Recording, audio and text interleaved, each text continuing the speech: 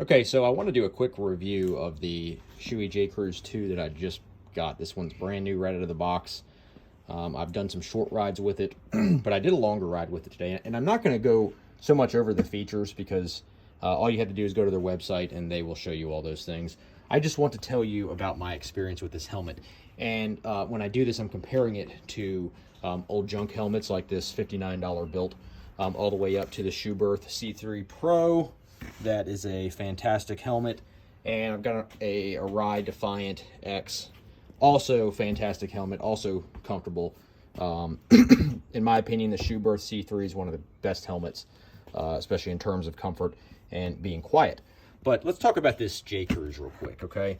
I have a problem here, and I just got done with a 2-hour ride, and I'm kind of prepping because I bought this helmet for a trip that I've got planned to go from Virginia to Maine, excuse me, later on this year. And I decided to go for a ride and not stop, not take the helmet off for about 2 hours today. And the problem I'm running into is right here, and it's the thickness of the cheek pads. Now, you're probably thinking, well, dummy, they can be replaced. Well, you're right. The only problem is the cheek pads at Revzilla are like $65. And of course, that's not even guaranteed to fix the problem. But what I'm running into here is the cheek pad is too thick, and it's more firm than like what's in the Schuberth. You can see here it kind of tapers in, and it doesn't create this pressure point that I'm having to deal with. In fact, you can see on the Arai, it kind of like changes, I wouldn't say shape, but it does kind of curve in, and then it's kind of got an open spot like for your temple.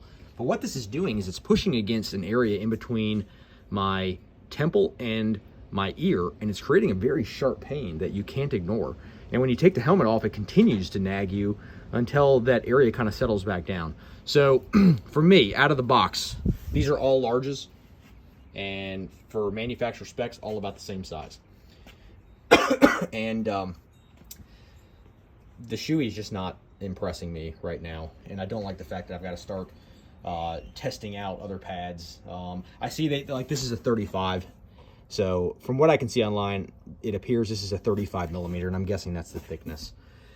You can go down to a 31, and I don't see anything less than that. So if the 31 doesn't work, which I'm assuming will be thinner, then you are kind of out of luck with this helmet from what I can tell. But nevertheless, I have never experienced this problem with the Schuberth. In fact, even this old built, and I've got other helmets too. You know, this is just probably a quarter of my over the last 15 to 20 years collection of buying these things.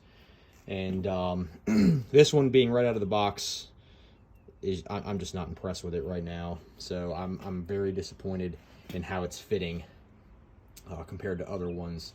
I mean, just to talk about some of the features, it does have like the pin lock insert, which is nice. It's a little bit cool today, and I didn't have any fogging with that. And it does have the flip down visor. I will say that the flip down visor, sun visor, I gotta make sure I'm clear about this, is nicer on the Schuberth. The Schuberth comes down lower in the helmet. So this kind of has like, I wouldn't say it's, I would say distracting maybe, that it doesn't come down quite low enough, so you have like kind of this light change between tinted and regular light, and especially like on my Voyager that has chrome. Normally when I wear the Schuberth, that's on my FZ09, and maybe it's because my head position is downward a little bit more than when I'm sitting on this, that maybe it has that appearance. But the Schuberth just feels like I can't rave enough about the C3 Pro. It's a fantastic helmet. It's quiet, comfortable, well put together. But the J-Cruise 2, I'm not loving it. So it looks like if I want to improve it, I've got to go buy $60+ pads and start fiddling around with it to see if that makes it better. I don't know if 4 millimeters will be the difference.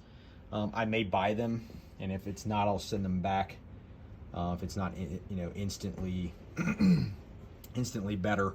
But the problem is like on my short rides, I got done. I was like, oh my, I absolutely love this helmet. So comfortable, so nice. And then as you ride more, these pressure points start revealing themselves. So for me, I'm disappointed with the J-Cruise right now. J-Cruise 2. This is the new model. So anyways, that is my review of the Shoei J-Cruise 2. And I'm sure plenty of people love it, and it works great. I've seen many rave reviews about it, but today, that rave review is not for me. So 2 thumbs down on the J-Cruise 2. We'll see where we go from here as far as getting it comfortable, or if I'll just throw it on eBay. All right, well, thanks for watching.